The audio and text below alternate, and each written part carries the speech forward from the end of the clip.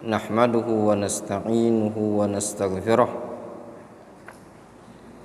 wa na'udzu billahi min syururi anfusina wa min sayyiati a'malina may yahdihillahu fala mudilla lahu wa may yudlil fala hadiya lahu wa ashhadu an la ilaha illallah wahdahu la syarika lah wa ashhadu anna Muhammadan abduhu wa rasuluhu sallallahu alaihi wa ala alihi wa ashabihi ajma'in, amma ba'd. Ikhwani fid din, rahimani wa rahimakumullahu jami'an. Ya tullabal ilm, fa insyaallah ta'ala kajian kita di malam hari ini, yaitu hari Sabtu malam Ahad, kita akan menyebutkan kajian antara maghrib dan isya ini tentang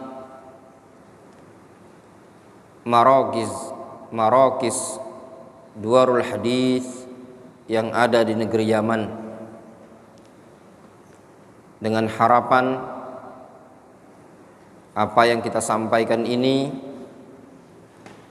bisa bermanfaat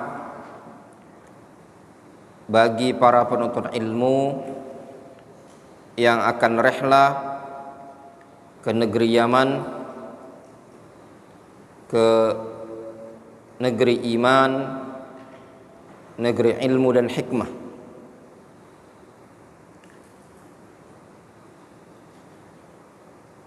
Sebenarnya ada suatu buku yang ditulis oleh Syekhuna Abu Ammar Muhammad ibnu Abdullah Ba Musa hafizahullah ta'ala wa ra'ah, dengan judul As-Sutur Az-Zahabiyah fi bayani ahdaf wa thimar Duaril Hadis As-Salafiyah fi Diyaril Yamaniyah. Buku ini yang ada di hadapan kita sebenarnya adalah hadiah yang dikasihkan langsung oleh muallif, oleh penulis buku ini, pada ziarah kami yang pertama kali ke tempat beliau di Mekah Al-Mukarramah, di rumah Bait Syekh Hamid atau Syekh Hamid Al-Wusabi hafizahullah ta'ala wa ra'ah.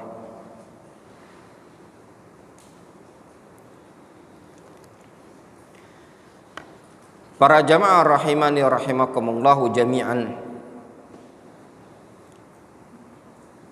Duarul Hadis Al-Yamaniyah merupakan marakis ilmu, tempat berkumpulnya para penuntut ilmu, para duat, para khutbah yang berdakwah kepada Al-Quran dan Sunnah. Duarul Hadis Al-Yamaniyah, markiz Darul Hadis yang ada di negeri Yaman, adalah markiz yang berdasarkan Al-Quran dan Sunnah.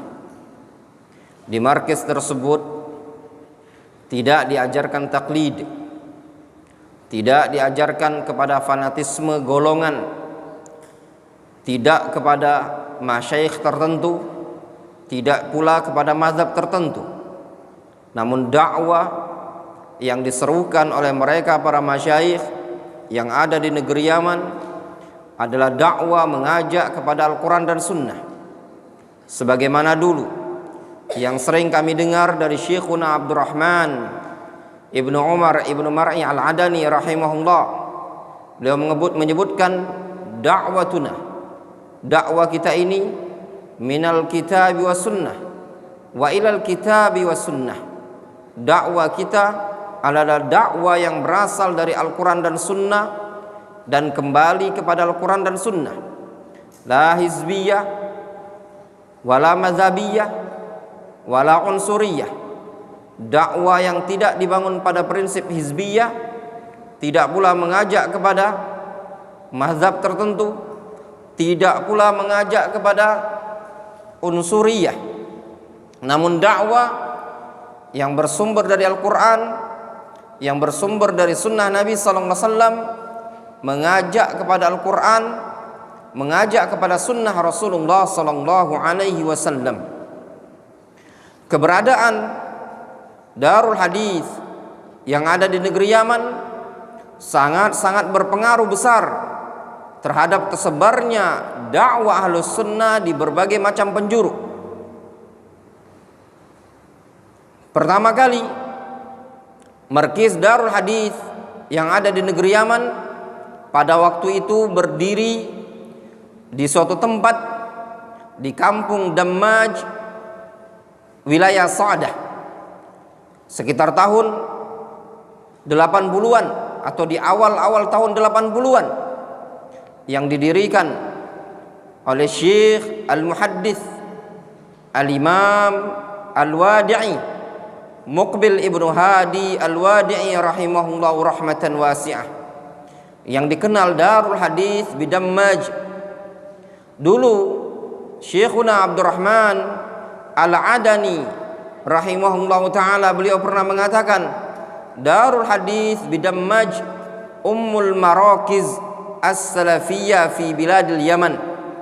Darul Hadis yang ada di Dammaj merupakan Ummul Marakiz, induk dari sekian banyak markiz-markiz yang ada di negeri Yaman.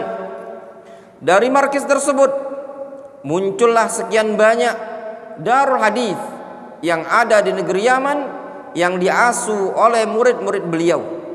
Antum bisa bayangkan bagaimana dulu negeri Yaman sebelum datangnya Syekh Muqbil Ibnu Hadi Al-Wadi'i rahimahullah ta'ala. Negeri Yaman betul-betul dipenuhi oleh pemahaman Sufiyah khusus untuk Yaman Selatan, sedangkan Yaman Utara diliputi oleh pemahaman Syiah, Rafidhah dan yang semisalnya. Sedangkan di Aden dan yang semisalnya pada waktu itu dikuasai oleh orang-orang yang punya pemahaman Syuyu'iyah, yaitu di jajahan Inggris. Namun dengan izin Allah Subhanahu wa taala, Allah Subhanahu wa taala membangkitkan negara Yaman dengan dakwah Ahlus Sunnah yang dibawa oleh Al-Imam Muqbil Ibnu Hadi Al-Wadi'i rahimahullahu rahmatan wasi'ah. Pada hakikatnya negeri Yaman adalah negeri yang baik, negeri yang dikabarkan oleh Nabi alaihi salatu wassalam, al-imanu yaman wal fiqhu yaman wal hikmatu yamaniyah. Iman itu ada di negeri Yaman, fikih itu ada di negeri Yaman, dan hikmah itu ada di Yaman. Nabi alaihi salatu wassalam juga menyebutkan bahwasanya mereka ahlul Yaman adalah orang-orang yang araqu quluban wa alyanu afidatan. Mereka adalah orang yang lembut hatinya dan lunak sanubarinya. Dulu negeri Yaman adalah dikenal dengan negeri yang makmur dengan ilmu. Di zaman dahulu negeri Yaman merupakan negeri yang tempat atau tujuan para ulama dalam rehla mencari ilmu pada masa Imam Ahmad. Dulu di zaman dahulu dikenal negeri Yaman sebagai tempat rehlanya para ulama. Bahkan Al-Imam Syafi'i rahimahullah ta'ala dan juga Imam Ahmad rahimahullah taala, serta para ulama yang lain seperti Ishaq ibnu Rahawai, Ibnu Ma'in dan yang lainnya. Mereka pernah rehla ke negeri Yaman dalam rangka mencari ilmu, mengambil ilmu dari Al-Imam Abdul Razzaq Ibnu Hammam As-San'ani rahimahullah rahmatan wasi'ah, penulis kitab Musannaf Abdul Razzaq As-San'ani.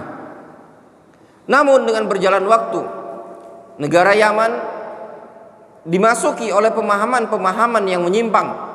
Di antara pemahaman yang masuk pada waktu itu adalah pemahaman Rafidhah, pemikiran-pemikiran Syiah Rafidhah, dan juga pemikiran-pemikiran Sufiyah.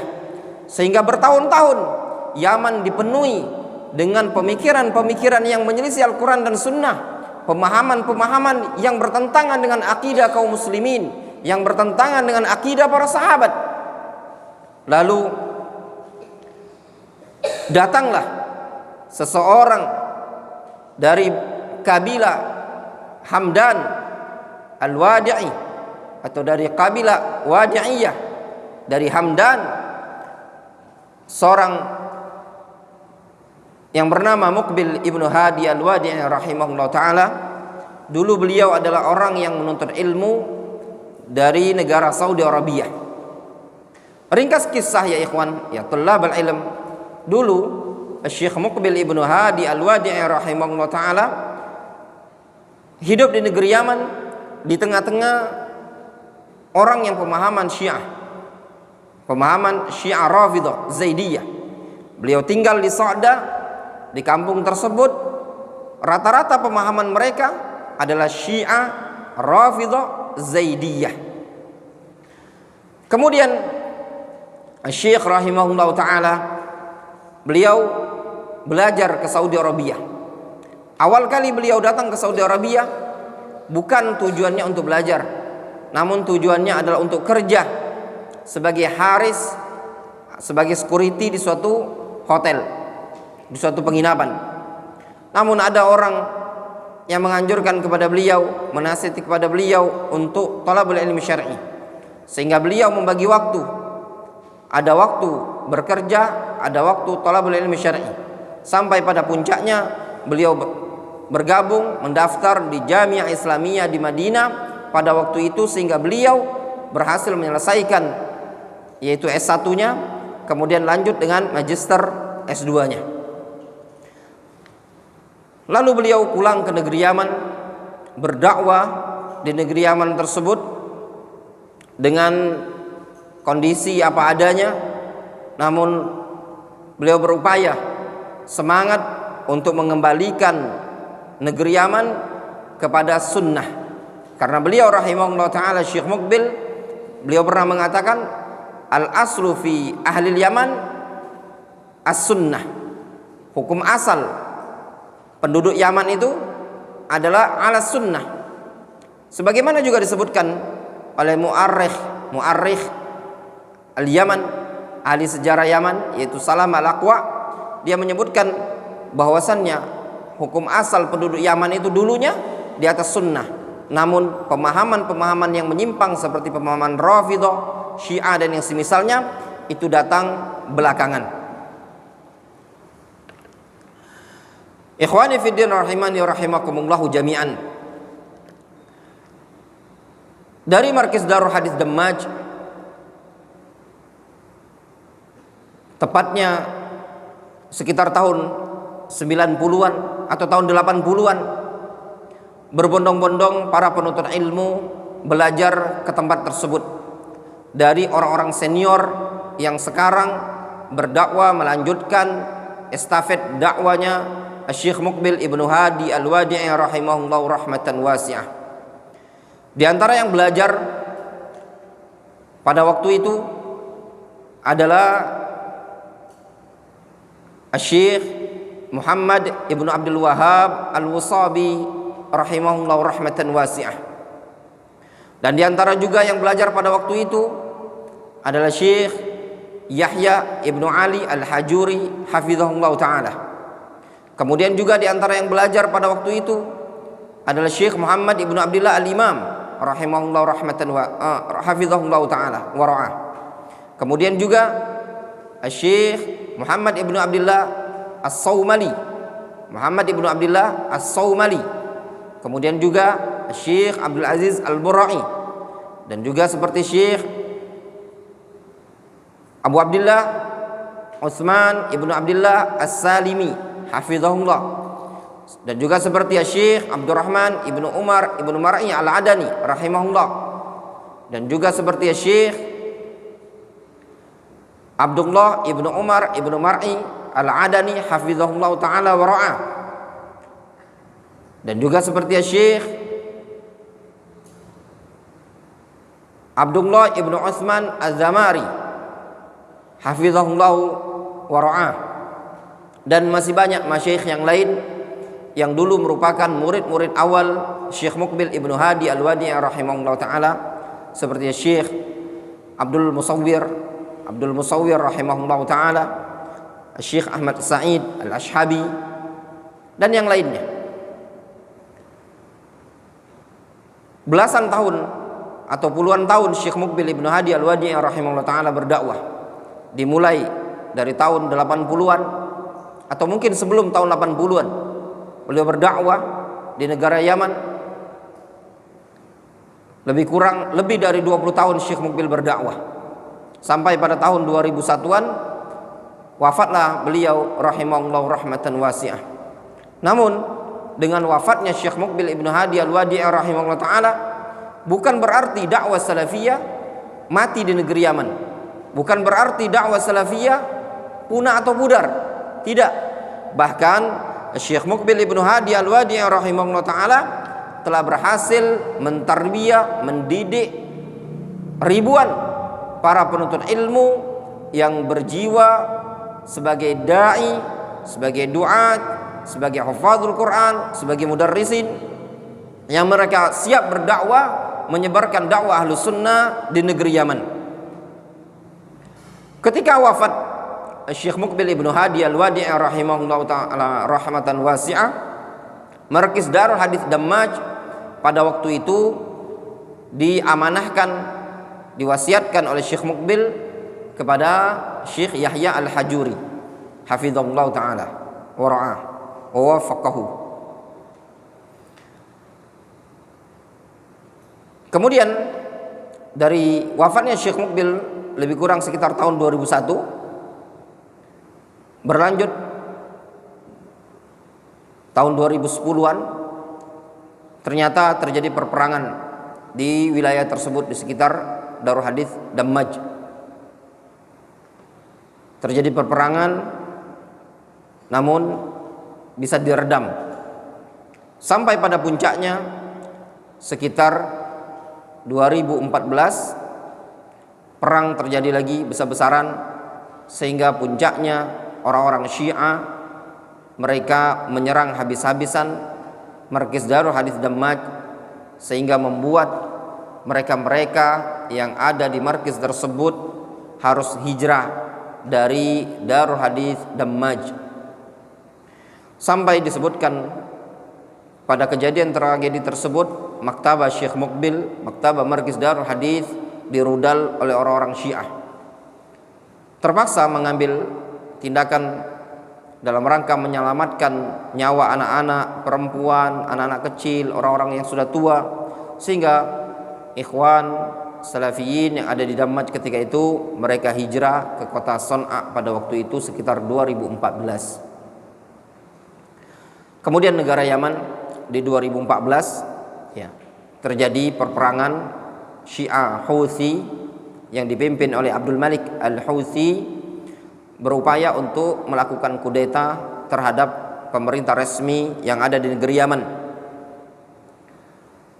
dengan dibantu oleh mantan presiden lama yaitu Ali Abdullah Saleh beserta orang-orang yang pro dengan dia, sehingga lengserlah pada waktu itu pemerintahan di kota Son'a yang dipimpin oleh Presiden Abdul Rabbi Mansur ke tangan Abdul Malik Al-Houthi, yaitu orang-orang Syiah. Sehingga di akhir 2014, seingat ana, tepatnya di tengah-tengah bulan Desember, kami para penuntut ilmu yang ada di wilayah selatan di Darul Hadits Fiyush dipulangkan ke ke Indonesia oleh kedutaan Republik Indonesia yang ada di Sana'a pada waktu itu. Sehingga seluruh orang Indonesia pun pulang, bahkan di banyak tempat di negara Yaman dipulangkan. Bahkan orang-orang yang belajar di Tarim, yang belajar di Darul Mustafa tempatnya Umar bin Hafid juga pulang ke Indonesia. Tepatnya di bulan awal-awal tahun 2015 perperangan juga terus berlanjut sampai ke kota Aden. Namun masyarakat Aden ketika itu siap untuk melawan mereka orang-orang Syiah Houthi. Dengan pertolongan Allah Subhanahu wa taala, kemudian bantuan dari negara-negara Arab pada waktu itu, di antaranya negara Saudi Arabia, sehingga serangan dari pemberontakan dari Houthi bisa digembur. Sehingga pada bulan Ramadan di kota Aden tahun 2015 dimenangkan oleh Ahlus Sunnati wal Jamaah, dimenangkan oleh Salafiyin.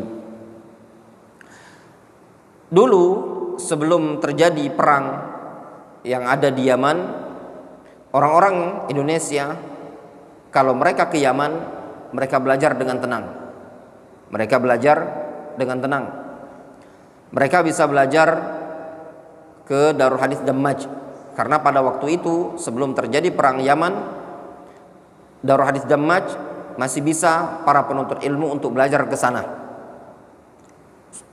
Ketika ana datang pada waktu itu, ada sebagian orang juga yang belajar ke Dammaj, dan ada orang Indonesia di sana banyak. Dan juga sebelum perang waktu itu ada juga Darul Hadits yang ada di Ma'bar. Kalau Dammaj ini masuk wilayah Yaman Utara, Sa'dah. Waktu itu diasuh oleh Syekh Yahya Al-Hajuri. Kemudian juga terkadang orang Indonesia ada yang belajar ke Darul Hadits di Ma'bar, diasuh oleh Syekh Muhammad Ibnu Abdillah Al-Imam.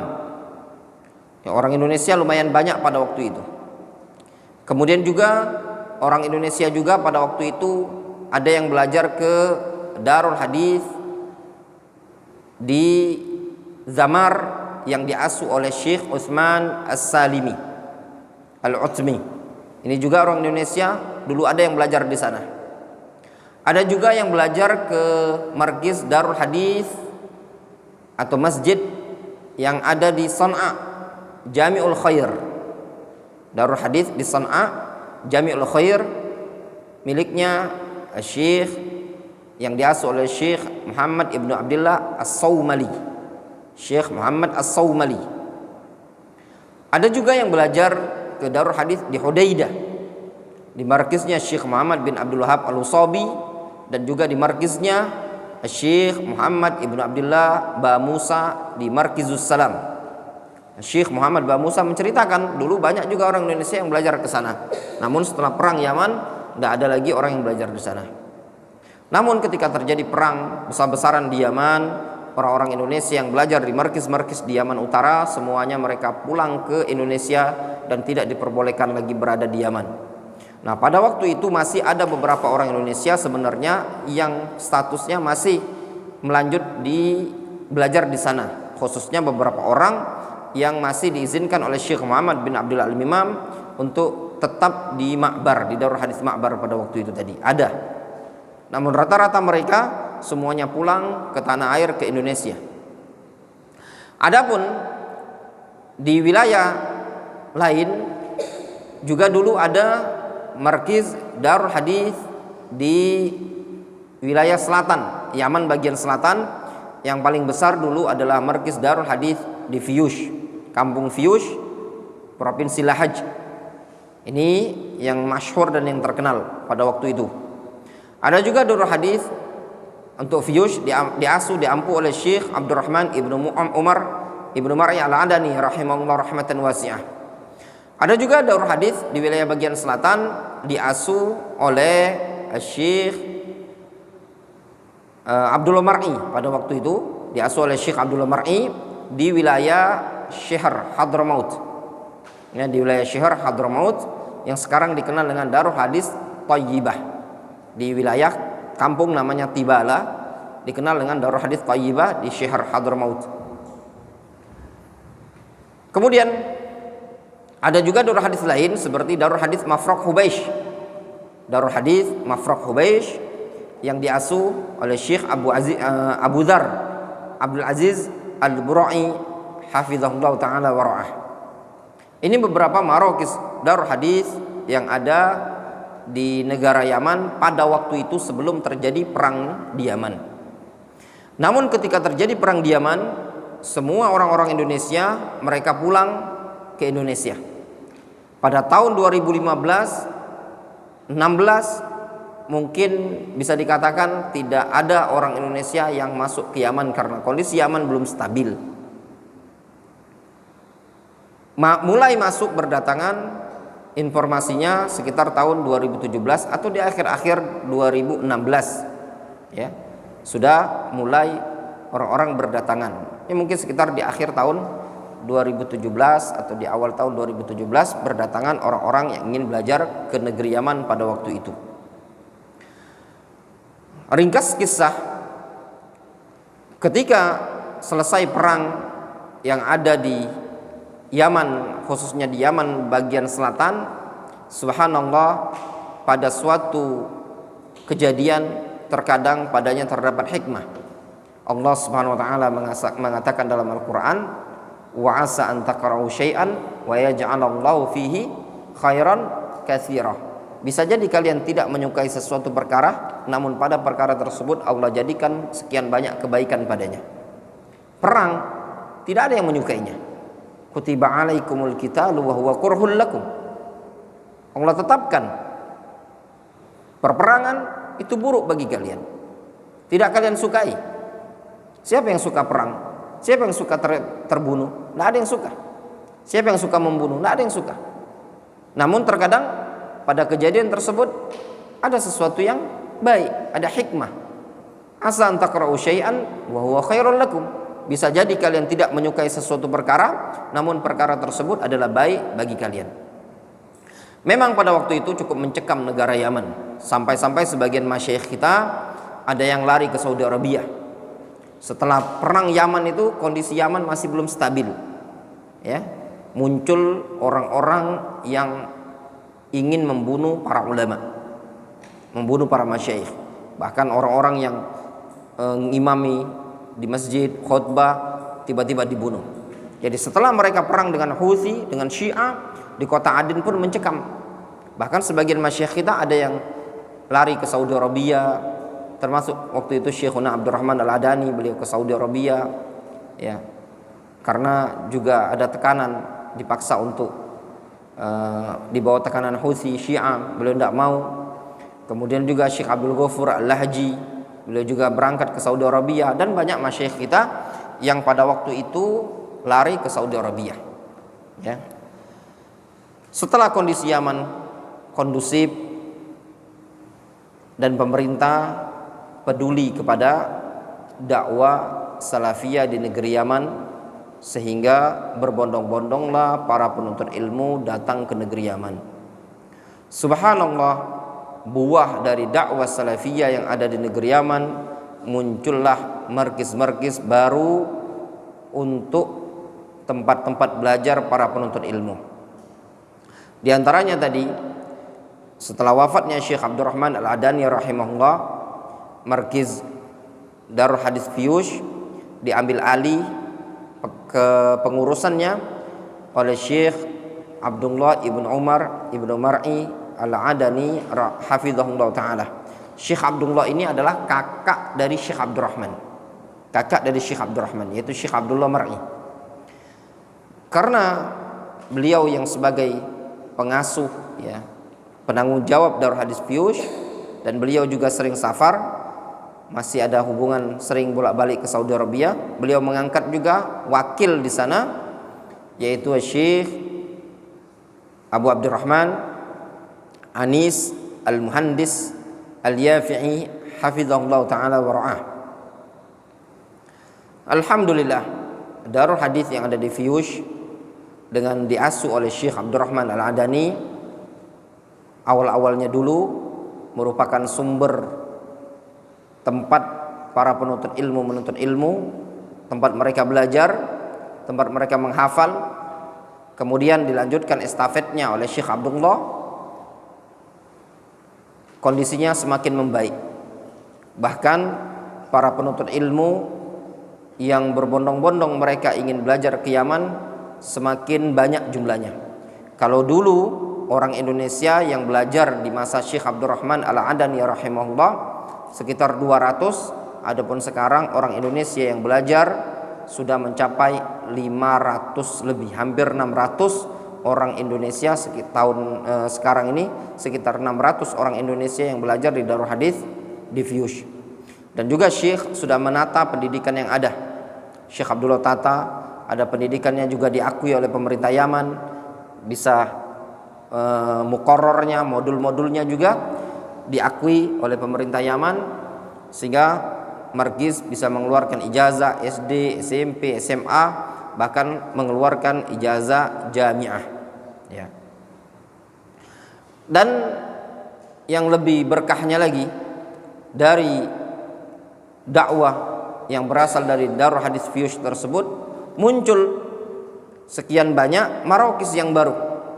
Sekian banyak markiz yang baru muncul, seperti markiz Darul Hadits di wilayah Bali yang diasuh oleh Syekh Yasin Ad-Dhali'i At-Tihami Abu Abdullah Yasin Ad-Dhali'i, itu di wilayah Bali, masih masuk wilayah Yaman bagian selatan.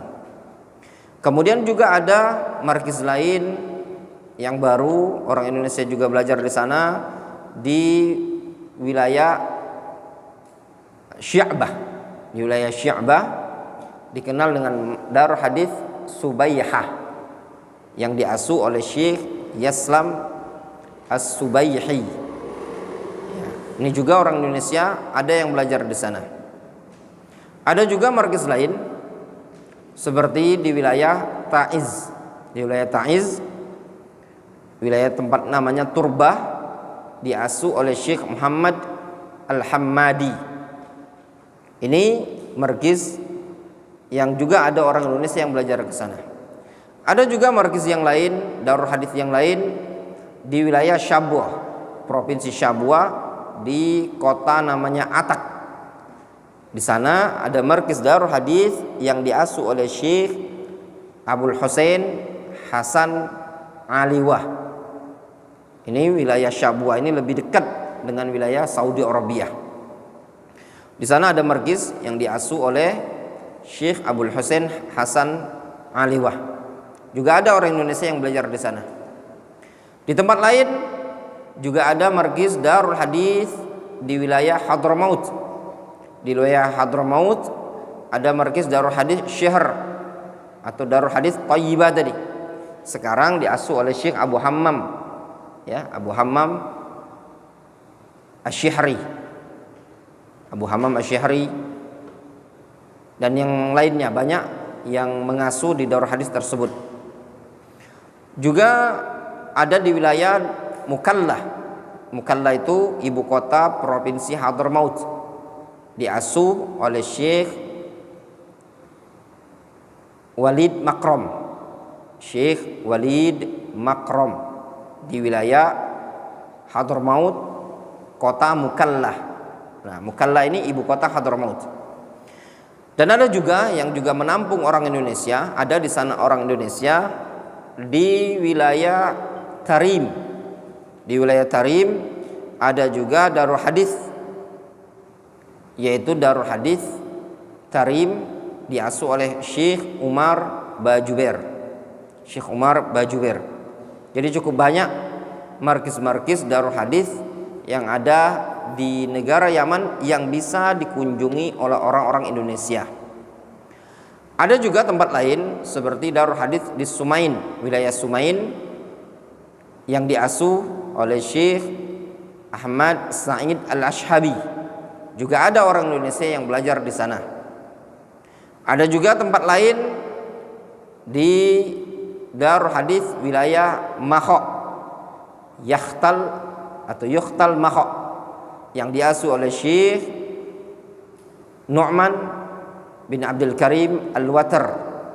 Ini juga ada orang Indonesia yang belajar di sana.